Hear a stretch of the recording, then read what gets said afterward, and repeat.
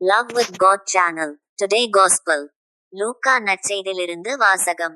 அதிகாரம் 24, இறைவார்த்தைகள் 13 முதல் 35 வரை. அதே நாளில் சீடர்களுள் இருவர் எருசலேமிலிருந்து ஏறத்தாழ 11 கிலோமீட்டர் தொலையிலுள்ள ஊருக்குச் சென்று கொண்டிருந்தனர். அவ்வூரின் பெயர் எம்மாவு.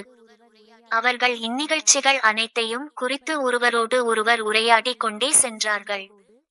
இப்படி அவர்கள் உரையாடிக் கொண்டும் வினவிக்கொண்டும் சென்றபோது இயேசு நெருங்கி வந்து அவர்களோடு நடந்து சென்றார். ஆனால் அவர் யார் என்று அறிந்து உணர முடியாதவாறு அவர்கள் கண்கள் மறைக்கப்பட்டிருந்தன. அவர் அவர்களை நோக்கி, வழிநெடுகிலும் நீங்கள் ஒருவரோடு ஒருவர் பேசிக் கொண்டிருப்பது என்ன என்று கேட்டார். அவர்கள் முகவாட்டத்தோடு நின்றார்கள். அவர்களுள் கிளையோப்பா என்னும் பெயருடைய ஒருவர் அவரிடம் மறுமொழியாக, எருசலேமில் தங்கியிருப்பவர்களுள் உமக்கு மட்டும்தான் இந்நாள்களில் நிகழ்ந்தவை தெரியாதோ என்றார்.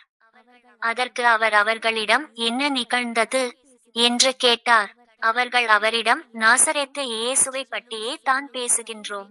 அவர் கடவுளுக்கும் மக்கள் எல்லாருக்கும் முன்பாகச் சொல்லிலும் செயலிலும் வல்ல இறைவாக்கினராக திகழ்ந்தார். அவர் இஸ்ரேலை மீட்கப் போகிறார் என்று நாங்கள் எதிர்பார்த்து இருந்தோம். ஆனால் தலைமை குருக்களும் ஆட்சியாளர்களும் அவருக்கு மரண தண்டனை விதித்து சிலுவையில் அறைந்தார்கள். இவையெல்லாம் நிகழ்ந்து இன்றோடு 3 நாள்கள் ஆகின்றன.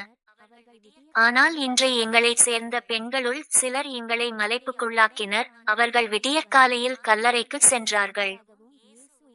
அவருடைய உடலை காணாது திரும்பி வந்து வானதூதர்களை கண்டதாகவும் இயேசு உயிரோடியிருக்கிறார் என்று அவர்கள் கூறியதாகவும் சொன்னார்கள்.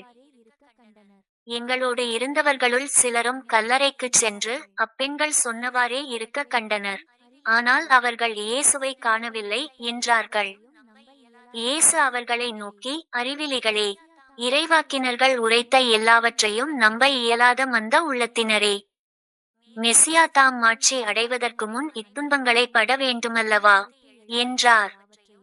மேலும் மோசே முதல் இறைவாக்கினர் வரை அனைவரின் நூல்களிலும் தம்மை குறித்து எழுதப்பட்ட யாவற்றையும் அவர் அவர்களுக்கு விளக்கினார்.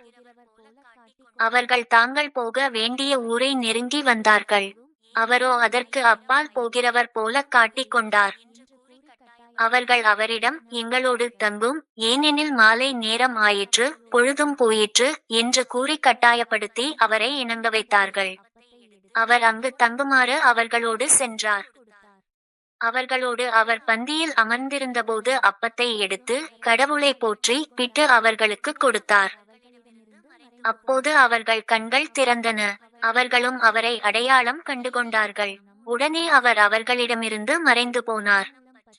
அப்போது அவர்கள் ஒருவரையொருவர் நோக்கி, வழியிலே அவர் நம்மோடு பேசி மறைநூலை விளக்கும்போது நம் உள்ளம் பற்றி எரியவில்லையா என்று பேசிக் கொண்டார்கள். அந்நேரமே அவர்கள் புறப்பட்டு எருசலேமுக்கு திரும்பி போனார்கள். அங்கே 11 அவர்களோடு இருந்தவர்களும் குழுமியிருக்க கண்டார்கள். அங்கிருந்தவர்கள், ஆண்டவர் உண்மையாகவே உயிருடன் எழுப்பப்பட்டார், அவர் சீமோனுக்கு தோற்றம் அளித்துள்ளார் என்று சொன்னார்கள்.